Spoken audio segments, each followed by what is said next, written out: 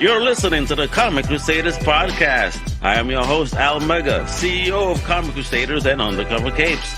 In this show, I'm sitting down with creators from all walks of life to talk about inspiration, process, the lessons they've learned, and a whole lot more.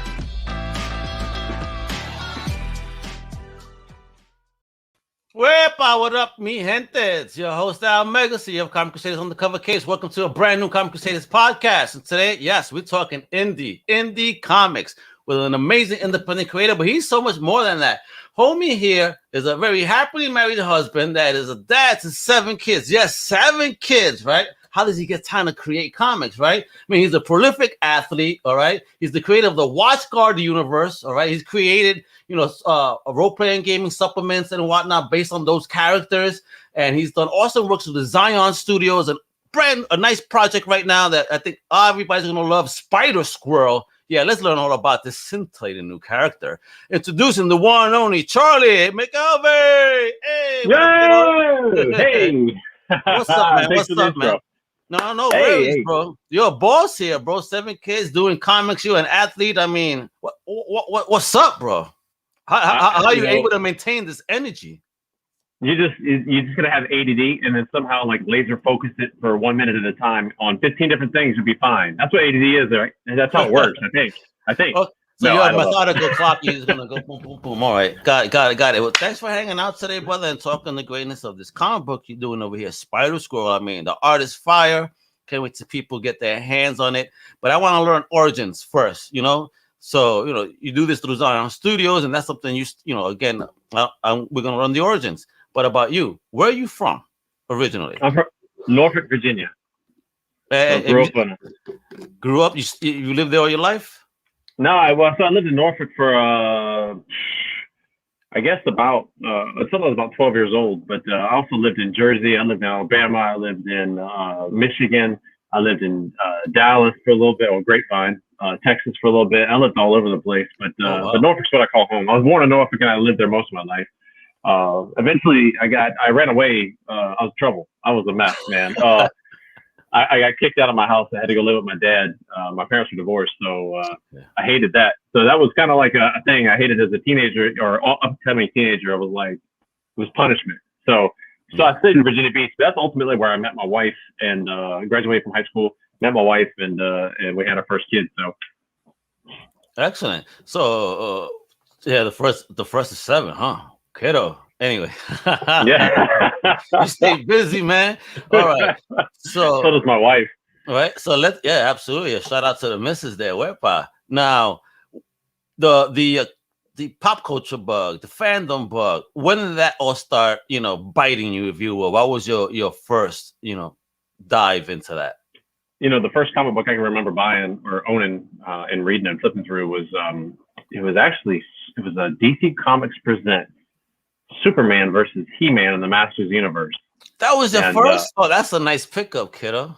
Dude, right? And so my grandma picked it up for me at a 7-Eleven. I was living with her at the time, my mom's mom, and she picked it up for me, and I just I read it, and then I went to 7-Eleven like every day, like religiously. So I'd walk like 2 miles. I couldn't have been more than like 10. I might have been younger than that, actually, now that I think about it. But anyway, I bought Who's Who's. I bought... man, there was just so much goodness. I can't remember all the books I bought back then, but it was just something that bit me quick. And it was really that, as a kid, Superman, like Christopher Reeve was like God, right? I mean, it was like to every kid who grew up in the 80s. That's our Superman, bro. That's our Superman. Exactly, right? And he's still the Superman, but not that I don't like Henry Cavill, but no, so you had Superman, and then I grew up in the He-Man era like you, right? And so I had all the toys. I watched the cartoon. So to see 2 of these like pop culture icons, as we call them today, but these 2 heroes of mine come together, converge in a story was like, it was like, holy, it was just eye-popping, riveting. Like I read it cover to cover. I was sketching over it. I was tracing it. I was doing everything with it, man. I wore that book out. So that was the seed. Okay. Right. So what was your favorite character in He-Man? Oh, obviously, I think He-Man is the obvious one, and it's too easy to answer that. I actually always loved Men-at-Arms, just because, like, I don't know. I mean, I didn't realize it. I realize it now, but I think like there's a little bit to that being a dad of a tough, kind of independent young woman, who also kick ass. He can kick some ass. He can build pretty much anything. It's just that whole everything. I mean, it was a vibe about him. I just liked him. I like the figure too. That was one of my favorite figures. He had that cool like yellowish gold plastic to like strap on. That was good. It was good stuff, man. That was a great figure. What did you think of the Kevin Smith, redo of it, if you will? Have you had the opportunity to watch it? Yeah, I watched one episode. I liked it. I like the start. I mean, that's all I've seen. That was the first episode, and I see there's new ones out now with all these new designs. It looks really cool too. So I need to finish the Kevin Smith one and then go watch the new one. Yeah, man, definitely check them out. I don't understand the hate. I enjoyed it for what it was. It was a great job, and the intro was so nostalgic that I enjoyed. I want to see this new one, which is more aimed at kids though than us, as opposed to what Kevin did was more aimed at us than kids. But it's all right. Now, when did you start getting the creative bug? So here you are, you're a kid, you're buying comics, you're walking miles for the 7-Eleven, picking up your favorite books. But then when did the creative bug hit? Man, that's really hard to pin down. I think I remember something very distinctly, and I don't know how it came to me. I must have seen it somewhere, but I had a toy. It was a Transformer figure. They had the cellophane plastic on the cover. Mm-hmm. And I took the cellophane. This is just a memory. I don't know why, but answering your question, I took the cellophane and I peeled it out. It was glued into the cardboard. I peeled it out of the cardboard, and then I slapped it down over an Eastman and Laird Teenage Mutant Ninja Turtles book, and I traced Leonardo. I traced Leonardo, but without his swords. It was just a cool pose, and then I turned it into a girl, and I made her Mona. So like I was going to do all these like turtle girlfriends, and that was basically a piece of art done by the artist named that the turtle's named after. So anyway, I had visions, and so I did that. But here's what was cool. I don't know how I figured this out. I can't tell you, but I after I drew it and ballpoint pen, do they even make those anymore? And I flipped it over, and I took some poster paint and I painted it on the backside so that it didn't cover the lines, and so it looked like cell animation. So that was like the first piece of art I ever did.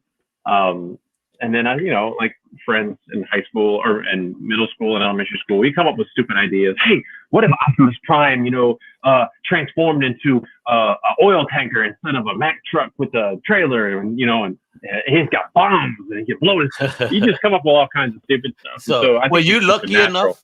I gotta ask that. Were you lucky enough to roll with a group of kids that were like-minded in your time? Not always. So like where I grew up was a tough neighborhood, so not everybody had everything. So I mean, I had a lot of toys and stuff because I lived with my grandparents most of the time, but we were all pretty poor. So I mean, you just did what you did, right? You played whatever. So we played a lot of street ball, stick ball. Just ran around the neighborhood playing G.I. Joe because we didn't have all the figures, that kind of thing. So stick guns, and if you got lucky, you had a squirt gun or something. But it wasn't always like, that kind of thing. It wasn't until about middle school where I really started finding more of a clique that fit with what we call pop culture at the time. I didn't get into the D&D crowd, although I did kind of I was interested, but they were too nerdy, and I didn't want to be that guy. And so I'm a nerd, but that's beyond nerddom, right? Okay. But I was totally covering my nerdism. I was like, I'm a nerd, but not that type of nerd. I'm not that bad. Yeah, exactly. I feel so bad now because as you mentioned in the opening, I created a gaming supplement. Yeah. And it was really my way of saying that's something I always wanted to do, but I just never did it for fear of, the bullying and stuff like that. And it wasn't my crowd, and I hate saying that. But this is just how I started. Looking back, I got regrets over stuff like that, but not too much. We've all gone through that. I think we've all gone through that. There's always these, groups that you kind of just stayed away from. Just again, I don't know. Street smarts is it? Maybe not. We don't know. I just want to avoid stuff again. Don't want to be labeled the pressures of school, huh? Oh, that's it, man. Goddamn school. That shit has not changed yet. I'll tell you that much. It has not changed at all. No, it hasn't. My poor daughter, man. Thank God I wasn't a kid at her age over there. I would have probably beat up half the school. I would have been like you, a troublemaker in my Yeah, youth. trouble. Exactly. So start getting into creation of the Xion. How did that all start coming about? When did you say I want to take this entrepreneurial step and create something where it's going to be all mine, like that we done? It's so funny. Xion actually started. So I actually got the name from. I know it's biblical, but whether you're Jewish or Christian or whatever, but I get the name mostly from The Matrix. If you remember, Xion, right, was the place. But I wanted something different. I didn't want it just to be Z. Everybody, whatever. I didn't want to write it too obviously. So we made it to X. And so a friend of mine, Jason, we were actually working at CompUSA, and before, when PDAs were so popular, for those of you who remember PDAs, wow. That was before your iPhone. I still have all the designs. We actually designed this handheld device that had a crystal clear screen. We had all these architectural specs. I had processor specs. I had a whole shebang. We were actually engineering, or architecting, not really engineering, a handheld device, and we called ourselves Xion. After, because the idea of immersing yourself into something new, a new reality. So that's kind of why we played off the Matrix thing. However, Jason and I were both graphic design guys. We did a lot of graphic works for CompUSA over the years. We started with Illustrative version 4. Oh, wow. Don't worry about it. That's dating yourself without aging yourself, right? Exactly. And so we did a lot of design work, and we decided to branch out. We were recreating all these logos for companies and stuff. And we said, why don't we actually do a design studio? And so we came up with Xion Studios. The logo actually Jason did. That's a throwback. That thing's 25 years old. Oh, wow. And I think it's still beautiful. So, yeah. It aged well. Like me. Yeah, hey man, but when they say that you're a prolific athlete, an avid and prolific, what are we talking about here? So for how do I start? So I started doing obstacle course races in 2013.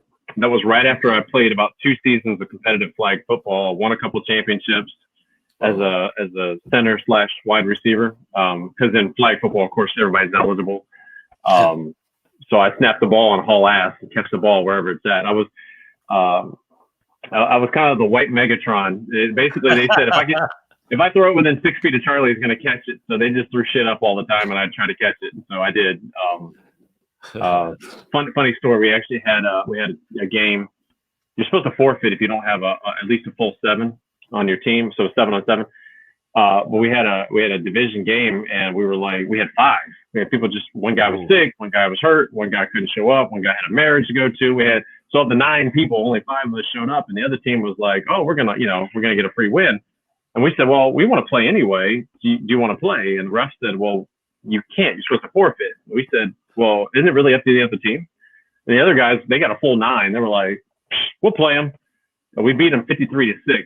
Oh, so, snap. Nice. So there it is. But anyway, so that was the start of something. And then I got an obstacle course racing. And then just a couple of years later, I ended up in menshealthmagazine.com on an article about the kids. I was a Premier Protein. If you guys ever had that, I was a sponsored athlete for them for 2 years.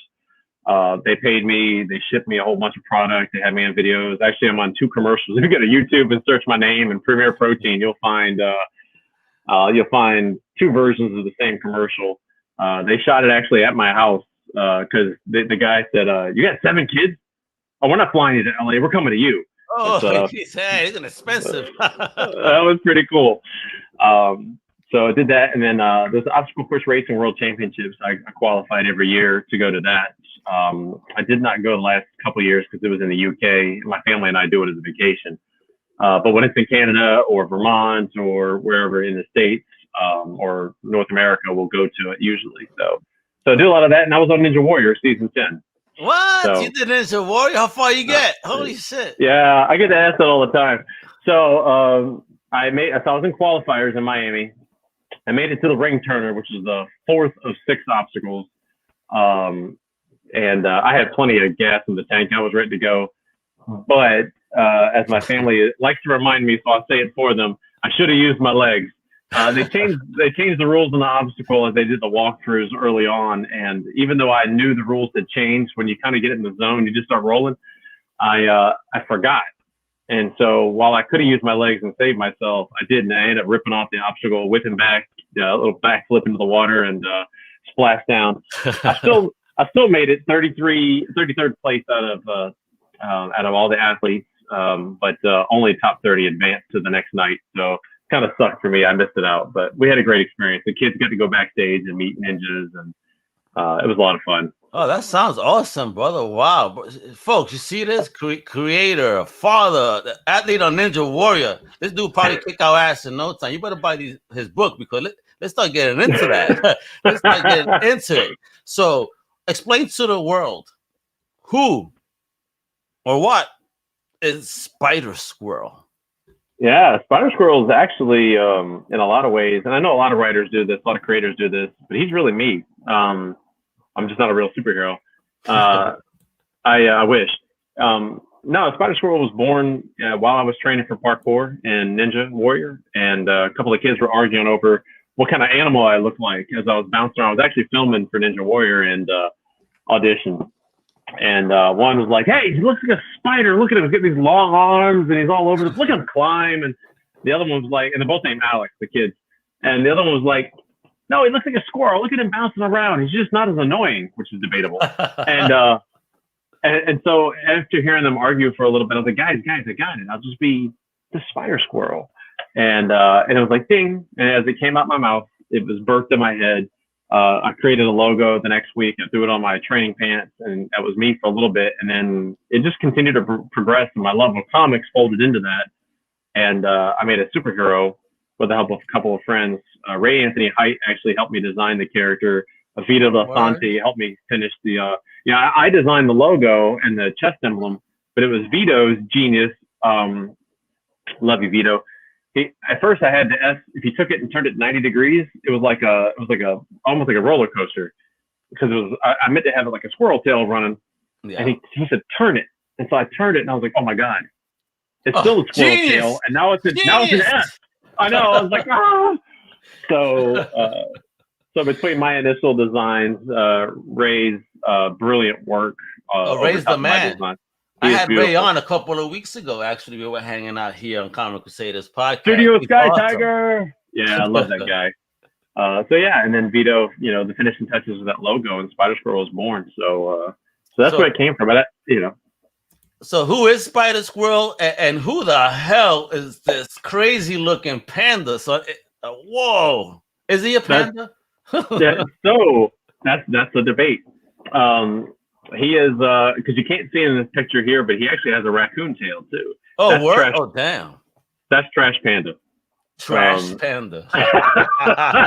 Love it. So, in case you guys can't tell, this book does not take itself too seriously. We have a great time. It's all about, if you're fans of classic Justice League International with Giffen and Bart Sears, and those guys were the blah ha ha days. Guy Gardner getting punched in the face. What's up, Marvin? Sorry. See, I squirrel. So yeah, if you're a fan of that stuff, if you're a fan of Blue Beetle and Booster Gold, just kind of playing off. That's what those two are. They're really like my love letter to classic, fun, idiotic comics, fun adventure, fun story, but really fun interaction between these two characters. So I think the best moments happen when they're on the page together. And the irony of that is this miniseries, the 3 issues, they only spend like the first 11 pages together, and then none of the rest of the 40 pages in the rest of the book are they together. And then in the second issue, which goes to Kickstarter next month, they don't even show up together until like the last, 8 pages. But they're together for part of most of the rest of the 3rd issue. And I won't say anything more about the 3rd issue yet. But yeah, that's what it is. Look at this. This is a variant. Isn't that gorgeous? Yeah. It's fire. So who are the people here? All right. So the guy coming out of the car actually is Trash Panda untransformed. So he's not in his Were Panda Coon format or form. He's normal. That's him, which you see him in the very beginning of the book, looks just like that. The girl we haven't introduced yet, her name is Hourglass, and she will show up at the end of issue 2 briefly, and then we'll see her full on in issue 3, and of course Spider Squirrel. This is the first of a trilogy of covers. We're gonna do. We actually already have this one, obviously a throwback to Back to the Future. We're in the second issue. There's going to be a throwback homage cover to Bill and Ted's Excellent Adventure. So we're gonna have fun with that one. That's I got a little snippet of that already. And then the third issue, I'll go ahead and just tell you guys here. The final movie homage cover in the trilogy is going to be a Star Wars homage cover. So, fire! So yeah, fire. Same artist all the way through, and he's actually the interior artist as well. The guy who did that cover, DC Stoltner. I just love it though. Dates of Future Past. Getting her number was only the beginning. I was like, I love it. So that's the first page. Oh, wow. Yeah. Wow, look at this art, dude. And just the most, I love when they do this stuff like this, man. Just carry on that motion. Feels like those old school Daredevil comics. That's I'm a huge fan of the old Chuck Dixon, Scott McDaniel Nightwing series. So I love that series so much. And that was really, I know McDaniel did Daredevil before that, but I didn't read that. I read the Nightwing series. So much. I love the shadows, the move, to show what was done. And this page, actually, if I showed you the script, I didn't write all that. I love collaborating with guys like DC. So I said, DC, I'd love to see him like bouncing off rooftops and then coming right at you, basically. And I'd love to see some like old McDaniel style shadows of him moving. And then DC went nuts. So this is all his genius. So he understood what you meant. Absolutely. By the way, the cover you showed with Trash Panda on it just a minute ago, that is Scott McDaniel. He actually does a cover for all 3 issues for me. Wonderful. Yeah, so one of my heroes. This is one of my absolute favorite pages. It's a spread. This is another great one where I didn't have to give a lot of direction. I basically wrote, hey, 2-page spread, Trash Panda versus Ultra Urbanite. That's pretty much all I wrote. Ultra Urbanite. Oh, love it. Yes. So DC went nuts and he wrote this. I got plans for Ultra Urbanite. Vito and I actually have plans. You'll see in the 3rd issue. But this issue, he's a retro bad guy. So he looks like it. His name, you'll see. He plays Little Cypress Hill. His powers are he can take sound and turn it into like a hulking mass. So that's why he wears the headphones and plays his music while he's fighting. But he's actually so he comes from the 90s. Something happens and people start popping up from all over the places and times and stuff like that. He pops out of the 90s and into modern day Richmond, Virginia. And he's like, well, F it. Let's go rob a bank. And so he just does his thing. That's exactly what I said. A 90s era mentality. Now, oh God, you're asking for trouble. Yeah, exactly. So yeah, this is a fun fight scene. I had a blast with this one. When I saw this page, I was blown away. Yeah, the colors and the motion, and I love that. The blur lines, like the old school. Great stuff, man. And who does the lettering? Great job on the lettering as well. HDE. So HDE is a pro. Oh, word, HDE. Ooh, yes, familiar. Great. Yeah. How'd you get all these people, bro? Well, and the colorist, you mentioned the colors. This is John Rock. So John's he's a DC and Marvel. He's done all kinds of stuff. He was doing Avengers for a little bit. He did Batwoman. He did some Batman books. He did Invincible for a long run after the original colorist left and before FTO came on for Invincible. John has a big run. It's just really meeting people where they're at. It's all about, I don't know, it's about networking, right? It's and a lot of times you just show people stuff that you want to do and you go, hey, you want to be a part of it? And they say yes or no. And sometimes it depends on who you are. But sometimes it depends on the project. And I think that's I'm just very fortunate. That's all I can say. I didn't do anything special. I just hired these guys and end up with an incredible group. And we're all friends. You know, we talk about stupid shit offline all the time now, so it's good. And I love it. Look at this. Like they hardly do these types of things nowadays. Remind me of the old school back of the cards. You know, again, this shows your love for toys of the 80s. I see it just with it. It does. So this is a prototype card. This wasn't the final one. I actually took that picture on the first page where he's coming at you. I thought it was a little bit more. So talking to Vito and a couple of friends, this was good. This is Andy Smith, and Andy and I have known each other for 20 plus years. But Andy did turnarounds for Spider Squirrel and Trash Panda for me. So this was from the turnarounds. This is really from a character sheet. But Vito, he reminded me I probably need something a little bit more iconic. I mean, this is the first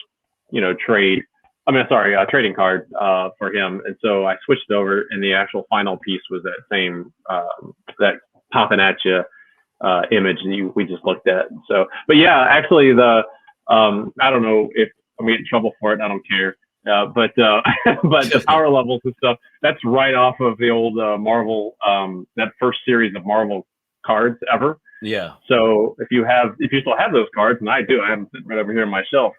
Those power levels match up 100% with what's on the Marvel cards. Oh, that's fire. I love it. Would you ever do this as a card? So it is. Actually, nice. So with the first issue, we released 7 cards. So we'll release 7 more with the next issue and 7 more with the third issue for a total of 21. And then I may do a separate offer where you could buy all of them together, and we'll have some new cards to go with, make a full set. And every one of the cards is available as a Chrome card too. So those are randomly dropped in, 1 in 5. Just kind of throw them in. What a throwback! I still have my hologram cards. I even have a couple of those still. I got the whole full set. See, I got my Cable, even though it was drawn by Jim Lee, I got it autographed by Liefeld. And he goes, I didn't draw this. I said, but he's your character. He goes, you know what? Makes sense. And he signed it anyway. So I have that signed card, right, which is pretty cool. That was my first big Apple Comic Con, when it was during the Image, creation. Yeah. When they just left and they were the rock stars. That's when I got to see them. It was a pretty cool time. Yeah, and look at that. The whole setup here. I love it. The logo, the font. You've done a great job here. So let's talk about what platform are you going to put this on? Crowdfunding. How do we get access to it? When is it going live? How can we get number 1? Who's the black squirrel that I just read about on the power card? So many questions still. I know. I don't like answering all of them. You got to tease it a little bit. You got to be a little mystery, like he used to do with Wolverine before everybody knew who he was. Oh yeah. After listen, I don't know. Tell me if I'm wrong here, but once we got his whole name, his childhood, and all, he just became less interesting in comics. Yeah, I think that's fair. I mean, I'm the same way. I think that's fair. I won't take anything away from any creators who've written for him or wrote any of that stuff for Marvel, because obviously they're doing something right. But for me as a fan, I think when it wasn't even when he was oversaturated. It was when he got all this backstory and he stopped being a mystery, and he started. And same with Cable. You mentioned Cable. I lost a lot of, with the whole Ascani son thing, and it didn't make it more interesting. It made it less interesting to me than just guessing and making up own crap in my head. And maybe that's just, how we are. But still great characters. So Black Squirrel is Spider Squirrel's father. I have a design for him. I haven't released it. He may show up somewhere along the way, but not in the first miniseries. And we got plans. So you had asked, what was the other thing you had asked? How to get the book. So the book was on Kickstarter. I've already delivered everything on the backers. We delivered right away. The books were done and ready to go. So we've already delivered. And the second issue is coming to Kickstarter October 18th.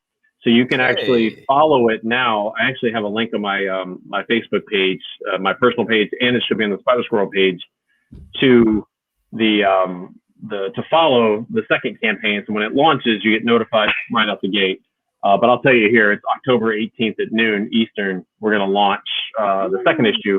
You will be able to get there is a physical catch up where you can get the first issue and the second issue. But you can also buy the first issue. I still have quantities available on hand now. You can buy the first issue at my website. Which also should be a link either at Spider Squirrel's Facebook page or on my personal one, or I could drop it in the chat or something. But definitely, you could throw it in the private chat. If there's anything you need me to send, let me send it there. Hello, you see, and I'll go ahead and add it onto the screen.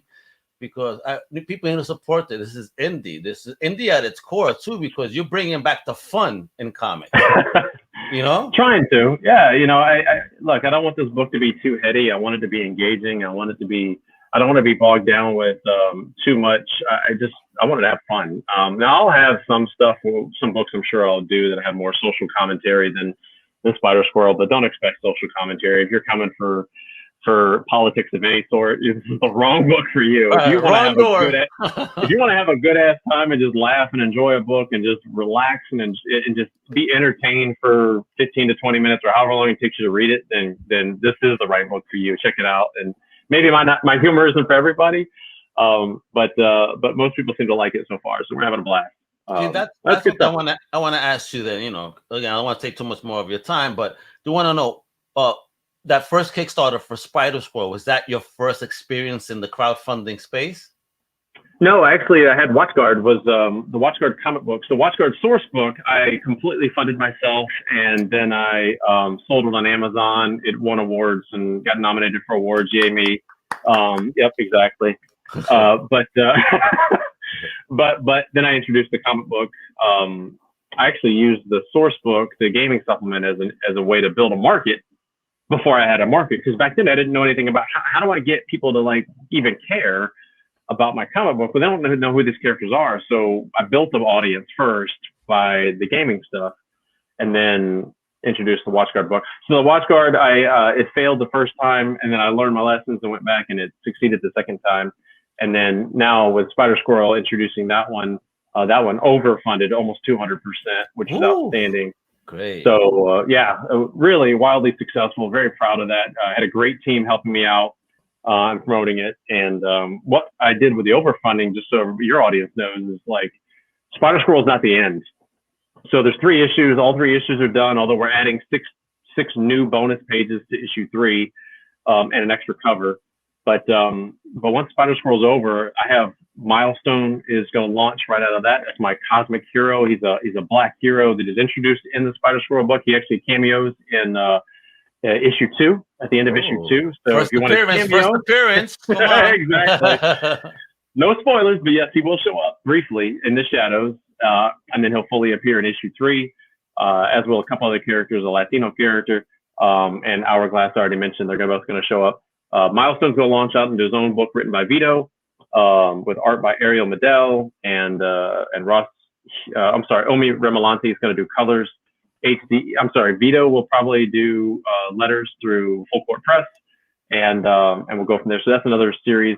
I have a one-shot, kind of a social media hero. He's a major jackass. He's a little like me.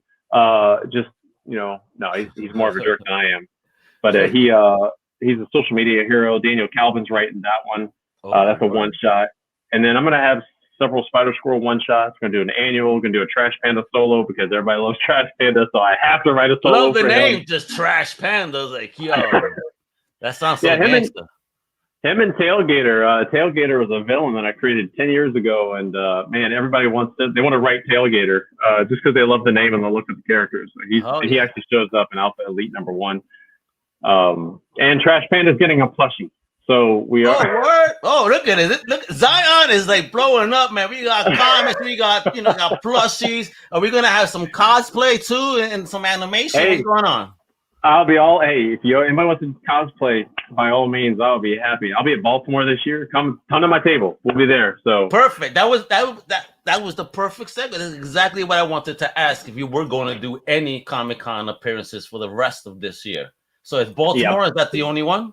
It is. It's the only one, so that'll be kind of a dry run. I haven't done Baltimore since excuse me. I don't know. It's been a while. Even as a fan, I haven't been to Baltimore in 3 to 5 years. So I call it my home con. So I have to do Baltimore. I'm looking forward to it. I'll be there with Catherine Calamia, Daniel Calvin, Michael Watson, Marvin should be there as well. I'm trying to remember who else is coming. But do you know your booth number? Yeah. Oh shoot, you would ask that. Let me see if I Of can course, think I'm gonna ask super that. quick. I know. I ask the tough questions here, commoners. I gotta. Hold on one second. I will tell you. Let me go to my private chat and. Yeah, no worries. I just want people to know when they go visit, Baltimore Comic Con, where you need to go beeline and pick up, these first prints of Spider Squirrel and more. Find out what's popping. I could be in a couple different places. So Vito Del Santi is going to be there, and he's my bro. So he's got a booth that they're giving to him. So I'll be with Vito for some of it. And then we are going to be at F8. That's Fox 8 and Fox 9, or Fast 9.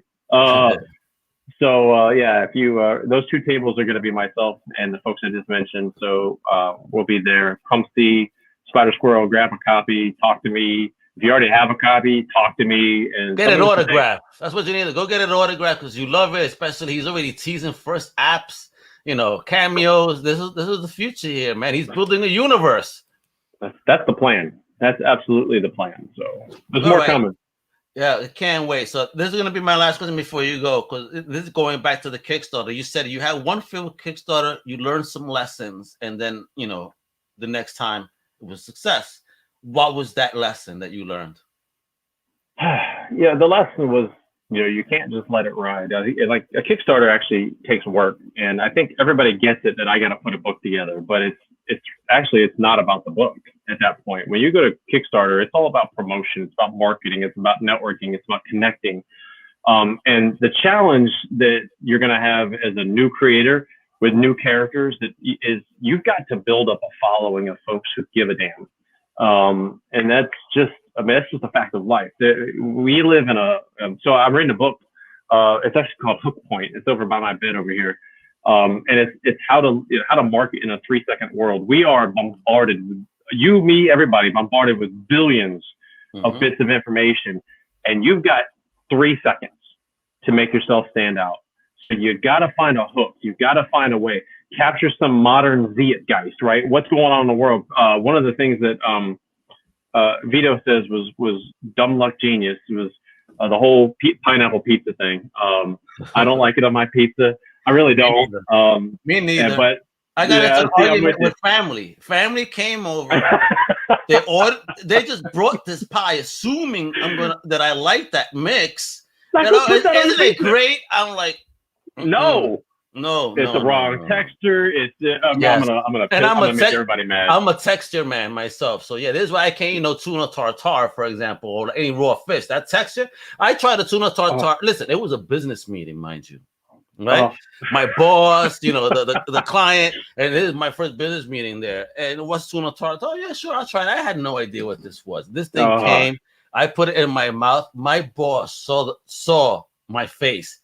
He was about to burst out laughing. He saw my face go, oh my God, I'm going to die. I can't, I'm waiting for the client to look away. They're like, you like it? I'm like, man, when that client went to ask my boss sign, my boss went to the corner of my eye and went, poof. Oh man, that was delicious. Like, oh God. I'll order another plate. Oh yeah, no. That's why I said, give me a steak, all right? Give me a steak you. Well done to take this nasty taste out of my mouth right now. Okay, yeah, bro. But yeah, I think the big lesson is you've got to work as hard or even harder on your Kickstarter promotion than you do your actual book. Because if you're not successful in the Kickstarter anyway, creating a book isn't going to do you any good because you're not going to get it funded. So you really got to put some muscle into it. You can't expect it to just do well because it's this or that, or I'm the next Liefeld, or I'm the next Stan Lee, or I'm the next. Everybody's saying that. Just you got to put up. Everybody talks about actions speak louder than words. It's an axiom for a reason. Because you just got to show that you can deliver. You got to show that you've got something unique, different, whatever it is. Somebody commented on Spider Squirrel sarcastically. It was like, oh, that's not pastiche at all. And I was like, well, I had to Google pastiche, but I was like, of course it's derivative. I mean, hell, I make no bones about it. I love Spider-Man. I love Nightwing. I love Invincible. I love Blue Beetle and Booster Gold. I love these things. Everything we do is pastiche. There's no real new thing out there. It's just a different way to tell the same stories, right? So find your different, right? And that's maybe another way to say it. Find your different, stand out, and then show up. And that's what you got to do. Definitely show up, because and put up and get it done. And that's the one thing, because that's a common theme. I see a lot of people have those failed Kickstarters because they're still creating the book while it's being done. So you're putting this extra pressure on yourself. How about complete the product and do the Kickstarter where you can have time to promote, to just do the printing? Now you're saving yourself some headache, I think. Oh, I mean, and not everybody, I get it. Not everybody can do that, because it's expensive. And we talked about the talent that I've got on my book. My books are expensive, but you can do it that way, or just be honest up front. Say, hey, the plan is we've got these guys lined up, these gals lined up, these folks are going to do the book.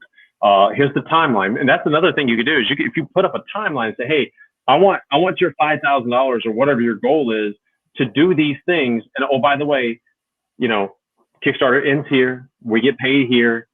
The books go to production here.